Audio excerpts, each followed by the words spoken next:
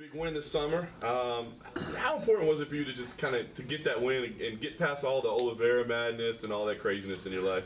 You know, the Oliveira fight, the first one, man, I ran through the dude. I just kind of made a mistake, jumped the gun a little bit thinking he was getting up. You know, we had a real issue with the hand on the ground type stuff, but I'm happy to see those rules getting worked out. But even with that being said, it still seems like a lot of commissions haven't taken on the new rules and still a lot of confusion. So I think the commissions need to get on board before all the fighters get everything figured out. You know, the guys in charge need to have their shit together.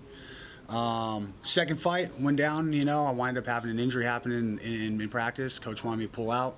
I'm stubborn. I wanted to prove a point to that dude. Got down there, checked the kick, took a step, thought I rolled my ankle, wound up breaking my foot, you know, wound up having a nerve contusion and then the bone bruise I'd already had. So I got to swallow that pill, come home. Lucky enough, man, I thought I had something torn or whatever in my knee, you know, because of the way that nerve was shooting pain up in the back of my knee, or my calf is what they call it. So I was lucky to get back and not have to have surgery. And I just did a bunch of rehab. Took 6 weeks to heal the fracture and then another 12 weeks to heal the nerve contusion. Going into the Oklahoma fight, I wanted to make sure that I stopped Garcia's takedowns. I want people to stop talking about my wrestling game. So a guy that has 5-6 takedowns a fight, we gave him a goose egg. I had to keep my knees under me. I had to be a little less aggressive because, you know, big overhand right to the single leg, which we're going to see out of this guy. It's pretty much the same fight, you know. This dude has been doing a little bit of the yap and saying he's going to finish me and all that. And he's going to stand in front of me and stuff, but we'll see about that. Nice. Step in here on a little more than a month's notice. What about it appealed to you? I mean, it's you know, kind of short notice for you. You got to travel and all that. So what about it was like, yeah, I want that fight? I need to get paid. Refinancing the house, doing a whole bunch of stuff, man. I'm still trying to pay off my taxes from the USADA year in 2015. So I don't fight because I love it. I fight because it pays me, and I get to go and meet new people and check some stuff out. But the fighting's just, it is what it is. But, you know, it's either going to be in road rage in Albuquerque or messing someone. So I'd rather just keep my mouth closed than do it on these days, you know. Nice. You talked about USADA. You're stepping in for a guy that got pulled by USADA. So I just want to get the update because you're involved in a lawsuit, right? Which I think is still happening. Phenomenal, man. I mean, it seems like if these people really are tainted supplements, this is the way to go. So what's the update? What's the latest on that? You know, it's that word tainted supplements weird. I always thought it was an excuse for people that are bullshitting, you know. And then it comes up. I told Jeff Nowitzki right away I didn't do it, or I didn't know anything about it. First product he picked out because of the numbers they found in my system indicated that I ingested it. And then the amount I had in my system didn't help me athletically at all, so why even take it?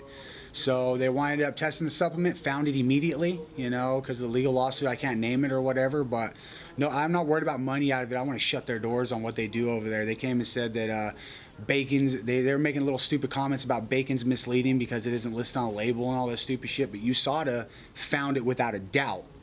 Tested both my products with the same lot number, found it, and then the company pulled the product off the shelves and ran and hid. Jeff Nowitzki said that was a red flag right away, that they were hiding something.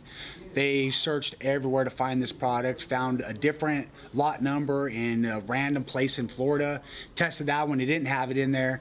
But outside of that one bottle, USADA couldn't find that product anywhere. You couldn't find it on Amazon. They couldn't find it. The people pulled it completely off the shelves. And that wasn't me finding that evidence. That was the guys leading the investigation that found that. So I sat back, waited. I thought the 6-month suspension was bullshit. You know, I thought it should have been time served, but at that, I accepted the 6 months. It was nearly 6 months anyhow.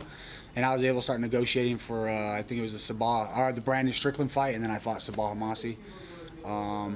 But with that being said, man, another interview I just did, I was very thankful that they found a potentially dangerous product. You know, it could have been harmful to my health. I get like the legality of them not wanting the name out there right now, but when when it's all said and done, do you think that, I mean, you'll be able to name it? And I'm gonna be talking like a damn canary. I'm gonna be telling everybody, but you know, right now, legal-wise, we have to let everything play out. And you know what was crazy about the USADA deal that I didn't necessarily agree with is they had all the facts that they presented, but since they were the ones handing down the suspension, they wouldn't present the facts against themselves, and I had to go hire my attorney, Howard Jacobs, or Jacob Howard. He has 2 first names, so I get those confused, to get them to present the facts against themselves or against them. And I'm like, that's 15, 16 grand out of my pocket, you know. And I had some money saved up, had one of that performance bonus or whatever, but ultimately that money was supposed to go to taxes, and I had to live on that money for a little while and pay my attorney fees and do all this stuff with it.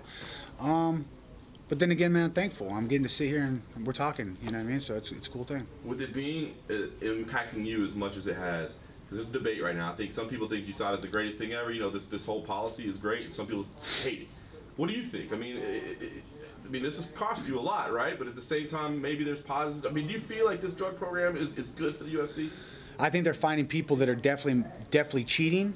However, you know, in all the literature I got sent by USADA, by Onyet USADA and Jeff Nowitzki, there was Olympians that were finding their products to be tampered with or tainted or whatever the word is, and they were still being handed down 4-year suspensions because you're responsible for what you put into your body, even though it's not listed on a label. You look at these supplement companies, all they have to do is get caught, shut down shop, open up a new LLC, and these people are killing young women with fat cutting pills. You know, they're targeting young girls that are being bullied in school because of their weight, these things of this nature, right? And all they have to do is they're literally killing people. Shut them down, open up a new LLC. The dude's still making the shit in his garage. So what I've learned with the Performance Institute, with the UFC, and with Jeff was I had to find a reputable manufacturer. I had worked with these people for 8 years, maybe longer. We were good friends, family events, and whenever these things popped up, they act like I threw them under the bus, and my job was done. It cost me $200,000 for being pulled out of the event, my attorney fees. It added up, man. It added up. So right now I'm not worried about that money. I want to shut doors and make sure that their smart-ass comments are going to be dealt with. So don't get me wrong, they want to give me back my money, that's cool. But I want to make sure that they know that I wasn't just talking shit, that a different company, USADA, their scientists, their investigators, they were the ones that found it. It wasn't me making up anything. They found it, and here we are. Nice, man. I appreciate the update. Let's talk about this fight. Bilal Muhammad, what do you see in him? Break him down. What do you see? Very tough, very durable. He doesn't like to do a whole lot of striking now that he got knocked out a few fights ago. You know, he uses his wrestling a lot better and the hanging on and grinding, which is I don't understand why fans boo that position. That is a grueling, hateful ass position. So when I see people boo, I know for a fact they haven't been stuck in those positions, you know. So nothing but respect to this guy. We'll see if he gets in front of me in exchanges. He's going to wrestle, and I'm going to have to shut that down. I was going to say a lot of people, because I think this, you know, we've kind of got this one circled on the card as like, ooh, this might be fight of the night type stuff. But you think maybe he won't be willing to stand the trade. Maybe he'll try to grind it out. Big overhand to a single leg, and he's going to try pushing me against the fence. I hope he boxes right on. He likes to throw his kicks as you exit out. That's awesome. Very durable. The guy's very durable. I think Alan Jabon put it on him, and he was able to weather the storm and turn the tides in that fight. I think he lost to the decision, if I'm not mistaken, but showed a lot of grit. So this is an exciting fight. This is the fight. This fight right here is what this card needed to get people to talk about it. I agree. I think people are excited about this one. So I think this will be a big win. I mean, he doesn't have quite the experience yet, but he is on the rise right now. He's got a nice little win streak. Very tough. This could be a great finish. What did you see for your career? Because you had the setback. You're getting going again. What do you want next? Man, I'm just here to make a paycheck. I'm just here to get paid, get back home, do the holidays. I don't have to cut weight on Thanksgiving this year, or hopefully not even Christmas. You know, we'll ride it out to the. Unless they want to call last minute fight, that's cool. But I've got the fire to want to get paid, and you know, this is my job. I don't have another job. So when people are like, "Oh, I go work this job or this," right, and I train for free, I don't do that. When I'm training, it's because I have something in mind. When I'm training, it's because we have a goal. So I'm here to get paid, get home, get my refinance done on the house, pay some taxes, and eat some damn turkey.